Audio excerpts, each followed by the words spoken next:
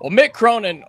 Hold on. Who's got sirens going on in the background? I can hear it. Who's got it? It's not me. It's not me.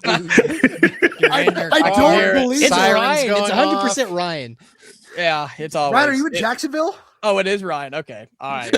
All right. Well, editor, just cut this out. Okay, here we go. Leave it in. Or leave it in. 3, 2.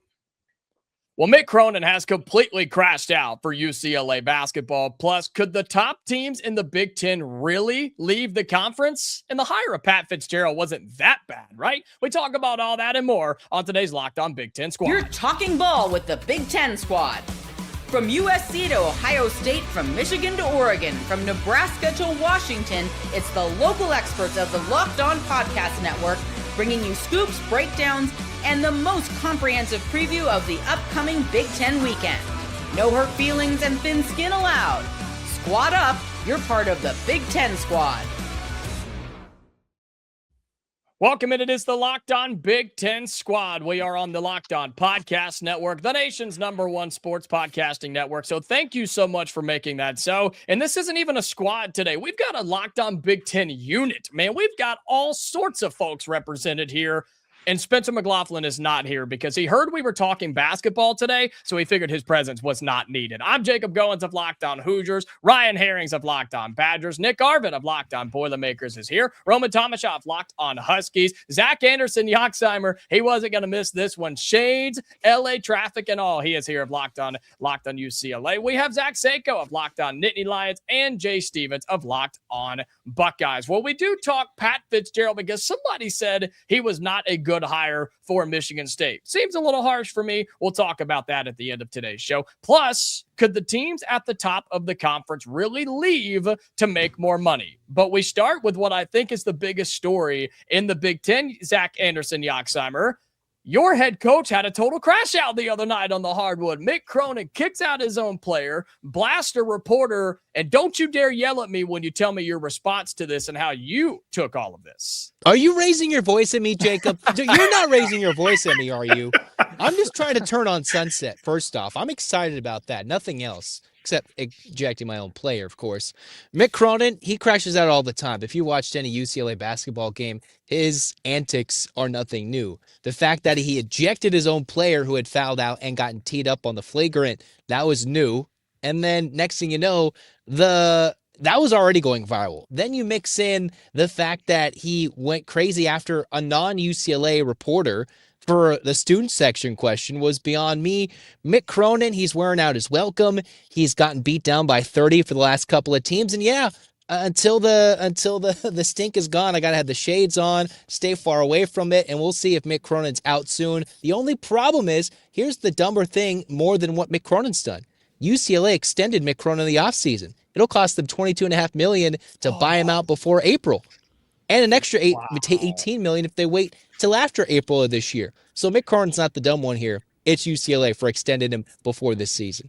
UCLA athletics making a boneheaded move. I've never heard that one before. Not at all. I mean, they figured out football a little bit. Thank you, Seiko, for letting the crumbs of Bob Chesney come to UCLA. We're very happy about that. But I'm just saying, they extended Cronin. He a week ago said, I'm the one who's coming back next year. Well, he's crashing out, and he's making it tough to let him stay an extra year.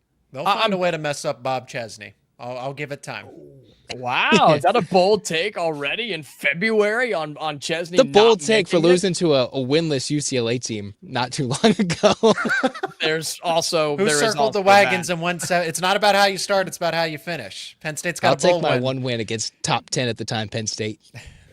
Hey, you take what you can get in Los Angeles, right? I want to take a poll of people. Ryan Herrings, we'll start with you, my friend. How do we feel about a coach basically ejecting his own player in the middle of the game, who, by the way, was just giving effort in a 25-point blowout? Your thoughts on that, Herrings? I got no issues with that. And he was giving a little more than effort. As a head coach, man, send a message. If you don't like what you're seeing on the floor, kick him out. That's fine. I'm good with that. What I don't like, and not to dovetail into it, is the postgame. I hate his response to that question. Part of your job as a coach, you make millions of dollars. Part of your job is to work with the media. It just is. Be an adult. And I'll give you a really quick juxtaposition. Wisconsin beat the brakes off Michigan State. And do you know what Tom Izzo said postgame? He said his media guy, his handler was next to him and said, Okay, one more question for Coach. And Tom Izzo said, no, if we get beat like this, it's my job to sit up here and answer every question. You can ask me anyone. I'm not going anywhere. When we get beat this bad, it's my responsibility to talk to the media and take every question. Be an adult. You make millions of dollars. It's embarrassing. It's not new. Like, this isn't new. This isn't surprising. But people need to ask questions. That's their job. Be an adult. Treat them with respect. I didn't like that at all. But the throwing the player out, kicking your own guy out, if you don't like it, remove him from the court. I'm fine with that part. But the other part I thought was childish. Nick Arvin of Locked On Boilermakers. Matt Painter's never kicked his own player off the floor, right? Or said mean things in a press conference to upset somebody's feelings. I actually haven't seen this happen at all, even outside of Matt Painter. I was listening to what Izzo had to say about it last night. He said that he's never seen a coach kick their own player out of the game. So I'm sure that he has seen more things than I have. Still, insane for me. I guess if that's the precedent, you want to set all the credit to him, but you can't go after the game and say, are you raising your voice at me to a reporter? You have to have some social awareness there, especially with the reputation that Cronin already has. I thought it was a bad look. And then I watched Matt Painter last night, who lost to Michigan. He still sat there. He answered every single question, didn't raise his voice, wasn't disrespectful. I think that's the way that's the way a coach should be. I don't think Cronin necessarily represents that. Zach Seiko of Locked On Nittany Lions and Roma Tomashoff of Locked On Huskies. This will go to both of you, and you can fight on who answers first, because can your head coach embarrass themselves if the programs themselves are not all that right now in terms of basketball? The winning team in the last basketball game should get to go first there. And I was Roman had to witness it in person. I was waiting for that. You witnessed a Penn State men's basketball victory. Those are rare. And I'm glad you got to be a part of that, Roman. Why are you asking me? Why? The basket? I don't. Because you showed up. I don't know. You're here. I'm participation award. I hope. I guess that's why I'm here, because basketball. Look, I don't know how many opinions I'm allowed to have, so I will talk trash to Roman because he lost. He lost to that Penn State team, but. As far as the coaching antics go, I kind of almost wait, because it seems like this is a routine thing for Cronin. It seems like every time, and I heard about this before we even got together. I go to wrestling media availability, and they're like, "Did you see what Mick Cronin said?" I was like, "Which time? What are we rehashing something, or is it new?" And go figure, it's new. So if UCLA wants to move on from him, okay, great. He is what he is. He gets a little too fired up in post game media availability. It is what it is. All right, now that I can not have to suffer through watching that basketball game anymore. Yes, don't trust me. I know. I've sat through many disgusting losses in UW's basketball season already this year. It's horrendous. I'm gonna do something that I never thought I was gonna do. I'm gonna be pro Mick Cronin for about 10 seconds here. Whoa.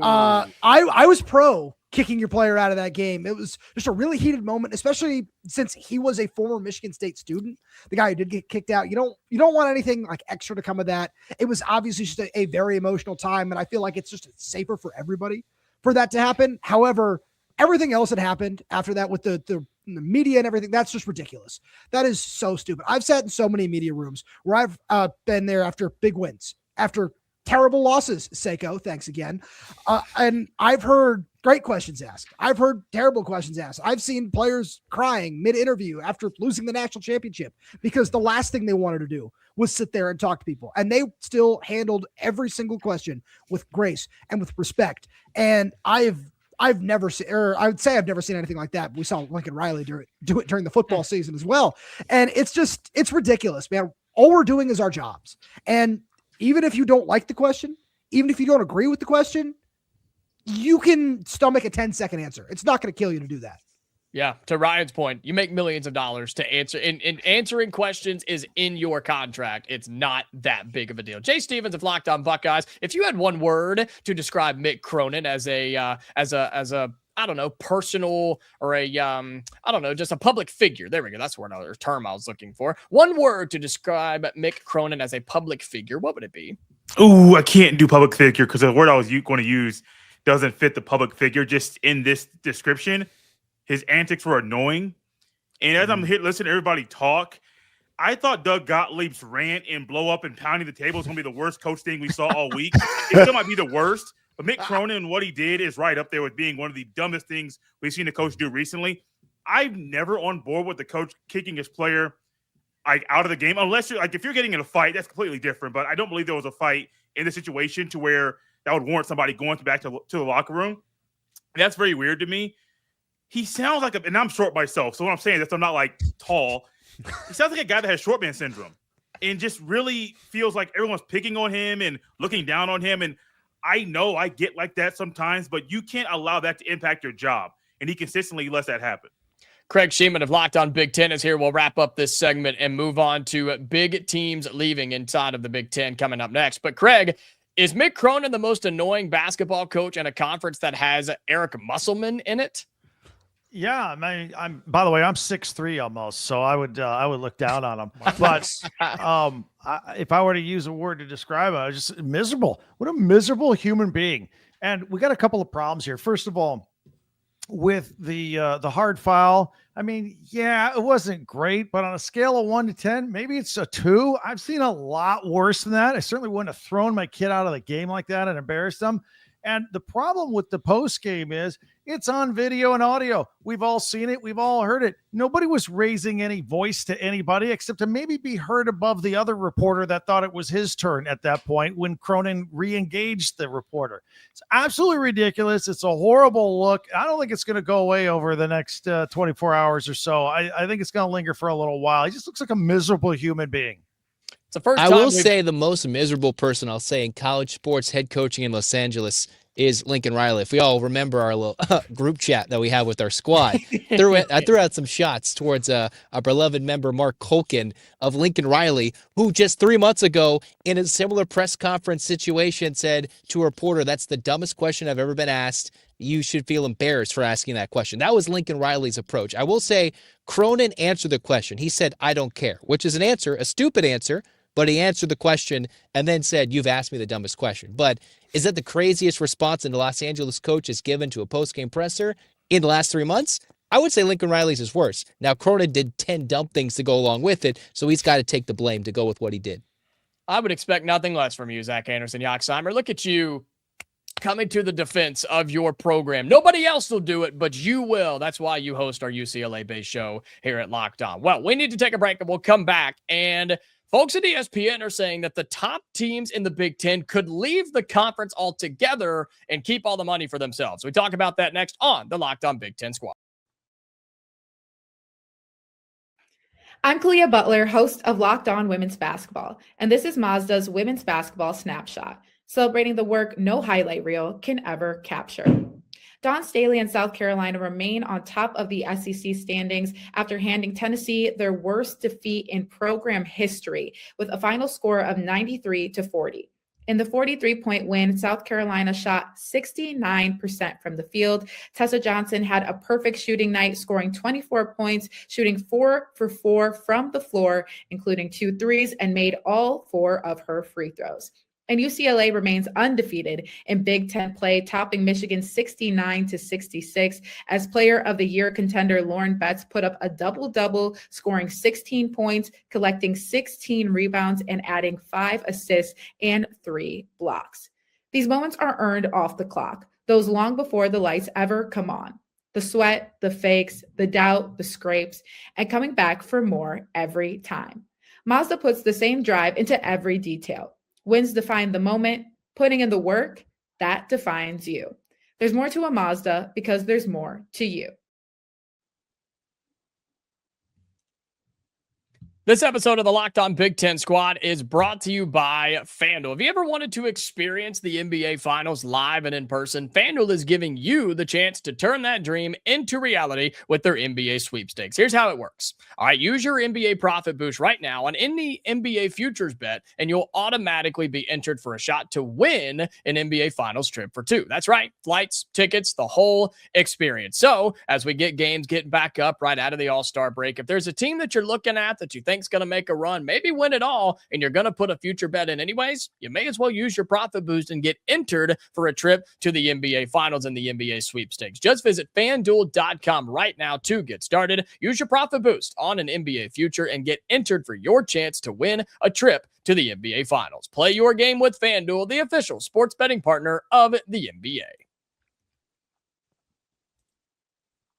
All right, welcome back into the Locked On Big Ten squad. We got a whole conglomerate of people here on this Thursday, 8 of us, in fact. And so it allows us to start talking a little football because we had some folks at ESPN on the College Game Day podcast. Reese Davis, the host of Game Day, was on the podcast as well. And he brought up the idea that the teams at the top, supposedly, of the Big Ten could leave the conference altogether and keep all the money for themselves. He says Ohio State, Penn State, and Michigan could ditch the conference, do their own thing, and keep the money for themselves. Craig Sheeman of Locked On Big Ten, I start with you, my friend. Is that something that could actually happen? And would it work out for the teams if they actually left? Well, it's interesting they mentioned Michigan because if I recall, the first time such a story came out, like in November, when there was talk of the equity deal of a firm buying the Big Ten for billions of dollars, I think it was Michigan that stood up and says, whoa, we're not thinking down the future far enough. Yeah, we'd all love to put hundreds of millions of dollars in our back pocket right now. That'd be great. But how much more are we going to be worth 10 years from now? So I think the Regents of Michigan put the kibosh on all that because I think actually there were some serious talks going on with Tony Petitti at that time. So this conversation comes up again. I would say this, whether those teams need the conference or the conference needs those teams, look at the NFL model. Look, Jerry Jones of the Dallas Cowboys, for example, could get more money than anybody else, but he realizes that the Green Bay Packers, all 32 pieces of the NBA or the NFL together are more valuable than any one team. So he's willing to take a little less, make sure Green Bay and their small market gets theirs and Seattle gets theirs. You got to realize you're part of a bigger product that's bigger than you that helps your value, I think, in the long run. I think it'd be a tremendous mistake for anybody to leave and go on their own. Plus, I spend an enormous amount of time railing on Notre Dame, telling them to get their rear ends in a conference like everybody else. If we all start going independent, you think football's crazy right now, wait till people start going out on their own. Yeah, and I want folks to kind of chime in with their thoughts, but I get to Jay Stevens of Locked On Buckeyes. I mean, you guys just going to leave and do your own thing and maybe even leave Penn State and Michigan out of it too. Ohio State just does their own thing. Maybe we should bring back the Longhorn Network, but instead the Buckeye Network. That's what people at ESPN are talking about. Oh, you're muted, Jay. You're muted. He's already doing his own thing. God, he's already doing it. He's talking to himself. He doesn't even care about us. He just wants to talk to his people and his He people. left. I muted myself during the ad read and didn't hit the button when we went all back on the screen. But I think the Buckeye Network would be great. But I personally think I was joking. We're not doing that. No, It's not real. No, it's not real. It's not at all. What isn't going to be real is Ohio State leaving the Big Ten. I think that it would be something that I think Ohio State is one of the rare brands in college football that could actually make this a reality and go out there and sell themselves and find a TV network to broadcast their home games. I think the issue is scheduling. Like the scheduling part is real. And a lot of teams right now are trying to go away from the big non-conference games. I mean, there's talks right now of the Ohio State, Alabama home and home series being canceled because when the SEC goes to non-conference games, does Alabama want to play Ohio State in the non-conference schedule? Probably not. And so when those things are going away, we're to talk about a Big Ten that's stronger right now. If you go to an independent schedule, your schedule is going to be weaker. And I don't think it's a big benefit for the Buckeyes. I think it would hurt them in the long run. And there's so many benefits to being inside of a conference that I think if Ohio State went this way, I would actually push back and say, no, stay in the conference. It's a bigger benefit for you to be there than to be an independent. Zach Sako, the host of Locked On Nittany Lions. How did Penn State get looped into this conversation? I mean, as far as I know, didn't you guys just fire your coach, have to bring in somebody else because you're not winning enough games? How in the world are the Nittany Lions involved? It has nothing to do with it. It has to do with brand power and revenue generated. Ohio State and Michigan are top 5 brands. Penn State is a top 10 brand. So if those three were to, and the reason this idea is floated is because those three would need to form an alliance together. Okay, one does not work without the other. Ohio State would need Michigan. The game itself, the Ohio State-Michigan game itself, generates allegedly $200 million. One game has $200 million in terms of revenue generated, and these schools are all getting an equal cut of give or take $75 million. So do we see the math here and why this idea at least is being floated, why it makes sense? The idea makes sense, but yes, it would compromise the Big Ten. Yes, I'm not advocating for Penn State to leave the conference and go, you need other elements here, because part of that is getting Notre Dame to join that alliance, because then Michigan versus Notre Dame, that would generate over $100 million. Penn State versus Notre Dame, Ohio State versus Notre Dame. And then how you do the rest of the scheduling. The idea is that those 3 iterations of those games alone would be enough to fund your schedule and then some. The TV networks would still want you. It's would everybody else want you? Who's going to schedule non-conference games with you? I guess if you have all that extra money, you can pay schools to say, hey, we'll pay you $10 million just to play us. So in the even math P4 works. teams though, like is Wisconsin going to take money to go play Penn State that's or Purdue stand. or something like that? I don't know. That's the stand. That's the stand. And if you offer, say you offer $12 million to a school that absolutely needs it to stay competitive in their conference, I'm thinking somebody from the ACC or the Big 12 that just wants to compete. Hey, Purdue's in this call. Nick, go ahead. I mean, I don't think we're going to be in that power conference, especially not for football. Like, I think it would be catastrophic for the Big Ten, at least. I understand what you guys are saying in terms of Michigan, Ohio State being big enough brands, even Penn State, and there to make it work on their own. But from a Big Ten perspective, I think that would be terrible. You talk about Oregon, UCLA, USC, all those teams coming over, Washington as well, Roman. Yeah, I was getting to you. Washington's in here? Didn't they lose to Penn State? Yeah, I mean, but they come over, and then almost immediately in this scenario, Michigan, Ohio State leaves. What does that mean for them as they just moved? And it's easy to say that this would never happen, or to have the perspective that this would never happen. But I feel like a lot of people would have also said that about Oklahoma and Texas leaving the Big 12, and they go to the SEC for a lot of money. Really, anything could happen at this point in college football, as long as the money makes sense. That really feels like where this sport is headed and has been headed for quite a while. I would absolutely hate it. I think it ruins the integrity of, number one, the Big Ten, but also, what are these programs going to do? You already have college football conversations about strength of schedule. How do you know that Ohio State or a Michigan is going to be able to schedule 12 games that are good and not just Ball State, Ohio, MAC teams? You know, there's a lot that goes into it. I just don't think it's going to happen, though. Ryan, let me reiterate again. One game allegedly makes $200 million. 9 Big Ten conference games, and then maybe a postseason Big Ten championship pays out $78 million. This is why this is being discussed. What would the TV deals look like, though, for that? Would it just be those 4 teams? They get the same TV deal because you got Notre Dame on NBC. They would probably just have their own. I mean, it'd be a mercenary thing. Really? Fox, I don't think Fox Notre would take Dame would A-game. agree, right? I mean, Notre Dame's got a monopoly on NBC. They wouldn't want to play share. Michigan. They wouldn't want the revenue from Michigan or Penn State or Ohio State. I mean, for me, man, I mean, we're all fans, right? We got into this because we're fans. It'd be heartbreaking for me as a fan. I'm a Big Ten fan. I grew up watching this. It would just be greed pushing those schools out, and they're not the first school to succumb to greed. So it's not unique, but it's really sad.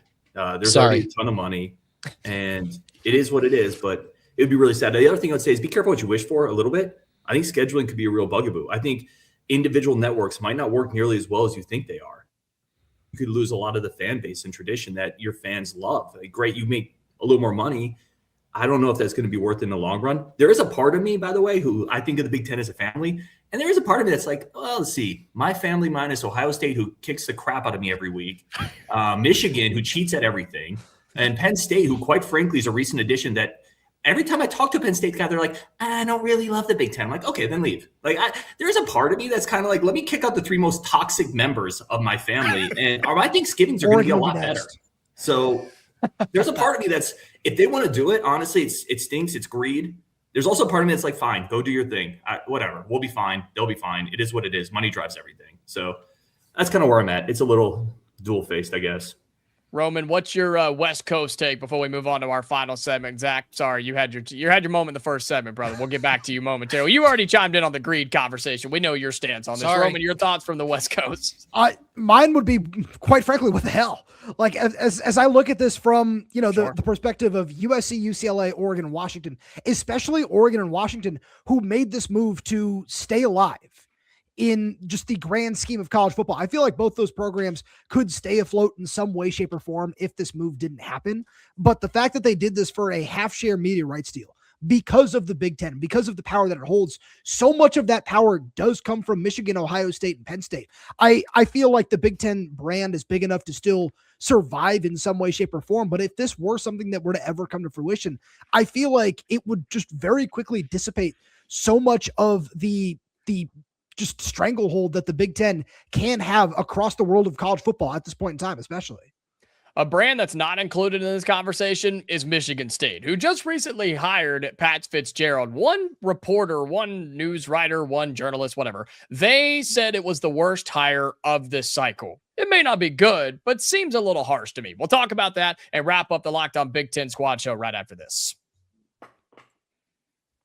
Tax season does not have to take over your life, okay? This year, TurboTax is making it easier than ever just to hand things off and move on with your day. With TurboTax Full Service, you can have your taxes done for you by a trusted local expert, start to finish, without the stress or the guesswork. Look, I know some of us want to sit down and try to handle it on our own, right? You want to get all the papers and get it all put together and put it in a nice, pretty folder and hand it off to the IRS. But chances are, you're probably going to do it wrong. Why not let a professional do it? Why not let a TurboTax expert sit down, do it for you, and take all your stress away? It's a huge time saver, and it gives real peace of mind knowing it's an expert is handling it. For a limited time, you can have your taxes done by a local TurboTax expert for just $150, all in, if a TurboTax expert did not file for you last year. Just file by February 28th, so a little over a week of time, okay? Take taxes off your plate and get back to your life. Visit TurboTax.com/local to book your appointments today. This episode of the Locked On Big Ten Squad is brought to you by 5 Hour Energy. Welcome to the 5 Hour Energy Flavor Draft. We're looking at every aspect of the draft to let you know which tasty flavors are the best and which might be some sleepers. The board is set, the flavors are ready, and only one is going to take the top spot. The cool thing about 5 Hour Energy, they've got a wide variety of flavors. There literally is something for everyone, and I like that there's zero sugar. It's going to give you the boost that you're looking for with a 5 Hour Energy shot, but it doesn't have all the, jacked up sugar like an energy drink or something like that. So there's a ton of flavors, and I've picked a couple that I think you need to have on your mind, okay? How about a little grape? It's classic, but it gets the job done, right? Concord grape flavor is similar to kind of a grape juice or candy a little bit, the soft, rounded sweetness of it, and it's so smooth. It just tastes pure. It tastes right, okay? So grape is classic. Then I step outside the box a little bit. I'm going strawberry banana. It's got the fruity taste to it, kind of like a smoothie. You get the energy. Plus, it's very low acidity, and it's very easy to drink, okay? Those are the ones for me. Those are my choice. Maybe a dark horse is the new cotton candy if you want to go that direction as well. And so you can find your new flavor right now. A 5 Hour Energy shots available online at 5hourenergy.com or on Amazon.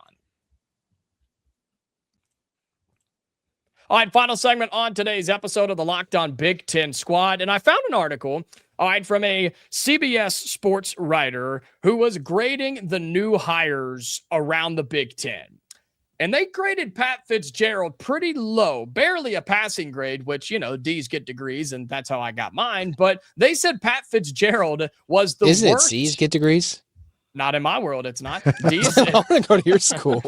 I mean, hey, it got the job done. But they said Pat Fitzgerald was the worst hire of the cycle in the Big Ten. Now, there's several new coaches that have joined our league, and I kind of want to zoom out on the college football as a whole. I don't personally think that Pat Fitzgerald's going to get Michigan State back to a college football playoff or anything, but I don't think it's that bad of a hire, right? Somebody jump in here and tell me that I'm wrong.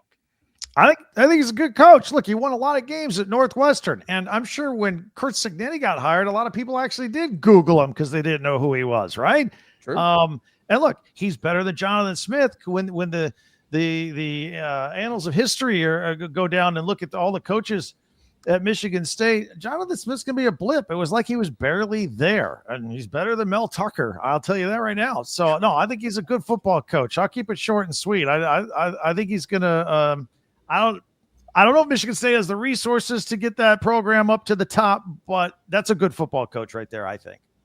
He could be better than end of tenure Chip Kelly and any part of Deshaun Foster, who is even less than a blip of Jonathan Smith. Well, Zach Anderson, Yoxheimer of Locked on UCLA. Funny you chime in because you've got a new coach too. How would you grade your coach versus Fitzgerald in terms of hiring and what they can do at their new schools? Well, for me, UCLA was the longest in the running for a head coach. I think in this cycle, they got the early firing party started. UCLA got their dude. I'm not sure if Michigan State really timed it well. Michigan State was happy when they got Jonathan Smith. UCLA really could have done that years ago. Now we fast forward a couple of years to where we are now. Jonathan Smith didn't work out. I think now that when these two schools were hiring again, UCLA got a much better fit for what they need because Michigan State just needs some stability, right? And hopefully Pat Fitzgerald can bring that, not just national credibility, it's just stability. UCLA needs culture built. So what they're looking for are two different things. Fitzgerald could bring that to MSU. I'm just not sure that means Sparty's going to go in the CFP anytime soon. Yeah. I was going to say, I think Fitz, towards the end of that Northwestern tenure, it got pretty bad. I think people forget a little bit because fair point, Northwestern, not the easiest place to win, obviously, and he had success early. 3 of his last 4 years, he won one Big Ten game. I think he went 1-8, 1-8. Then he had a 6-win Big Ten season. Then he went 1-8 again. It was a really bad end to the Fitz tenure. And was that the COVID I think the hire is a little underwhelming, to be completely frank. I don't think it's a terrible hire. He is an adult. I think he can go in there and be an adult and stabilize things. I'll also really quickly is that the standard in Sparty land? He's an adult. You do need to stabilize. I will point out, like, coaching hire grades can be, they're like draft grades. As a fan of a team who, when they made their last coaching hire, got all A's, Luke Fickell was a home run hire by every single grade. Who knows, right? I won't put too much stock in grades, but I do think Fitz is a little bit of an underwhelming hire, to be completely honest. Nick Arvin, Locked on Boilermakers. Would you take Pat Fitzgerald right now, or are you guys doing okay over there on the football field? We'll see. I think this year determines a lot. You get rid of Ryan Walters and say Barry Odom, this is going to be the guy that turns the program around. You get 2 wins last year. If he does it again, I think Barry should be gone as well until you find someone that can actually do the job. In terms of the Pat Fitzgerald conversation, I understand the end of the tenure didn't end out great at Northwestern. I think he's been gone for 3 years, hasn't been in the college game. So there are some questions. Can he get it going in the new era of college football? But when you look at what he did at Northwestern, making it to 10 bowl games in 16 years, I would take that if I'm a Michigan State fan. Now, I wouldn't expect to get a Signetti type turnaround where you're almost immediately at the top of college football. That's not what I would expect if I'm a Michigan State fan. But if I'm looking for stability, I don't think that Fitzgerald is a bad move. Zach Sako of Locked on Nittany Lions will go to you and then finish with Roman Tomashoff of Locked on Huskies. I mean, Pat Fitzgerald's not in Happy Valley, but he is at Michigan State. Any concern with him, or maybe can he turn it around up there? I mean, I think he's a good coach still, and I wonder, okay, you have the academics at Northwestern, which is kind of the difficult part of that, so you can't really do as much as you would like to. So I wonder, okay, you combine, a little more flexibility at Michigan State with somebody that, just has time to reassess, take a break from things. I think that can help a lot. And so that's the question. Can he handle the new era of college athletics? Why does Pat Fitzgerald have to manage all of that?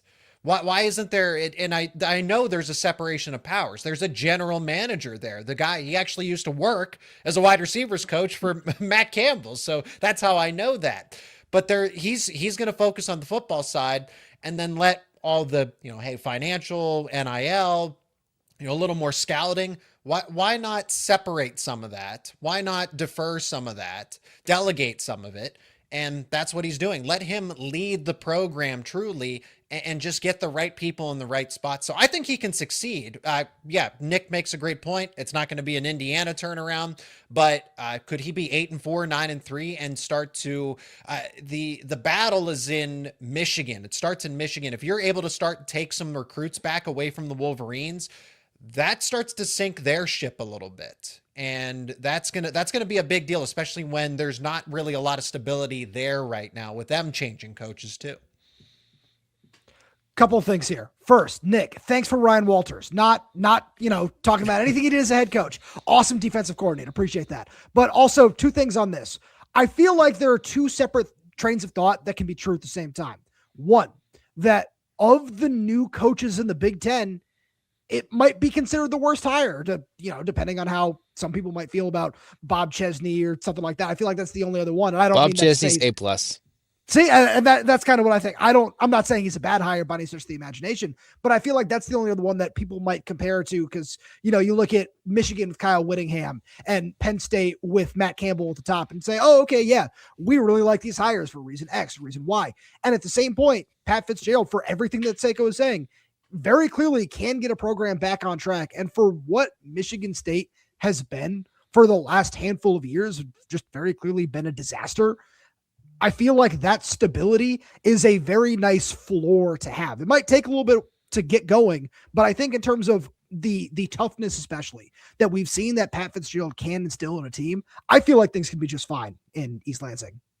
There's a lot going on around the Big Ten, and we do this every single week on the Locked On Big Ten Squad. So however you found this show today, YouTube or audio or on social media, however you found it, go to that channel, subscribe to them on YouTube, follow us on your audio podcasting platforms. We do it every week, talking the biggest stories around the Big Ten. For Craig Sheeman of Locked On Big Ten, Ryan Herrings of Locked On Badgers, Nick Arbin of Locked On Boilermakers, our boy Zach Anderson, Yoxhammer, I think he's still stuck in traffic in Los Angeles. I don't really know. Zach Seiko, host of Locked On Nittany Lions, Roman Thomashoff of Locked On Huskies, Jay Stevens of Locked On Buckeyes was here too. I'm your man, Jacob Goins of Locked On Hoosiers. For all Big Ten fans out there, stay safe, and we'll talk to you later.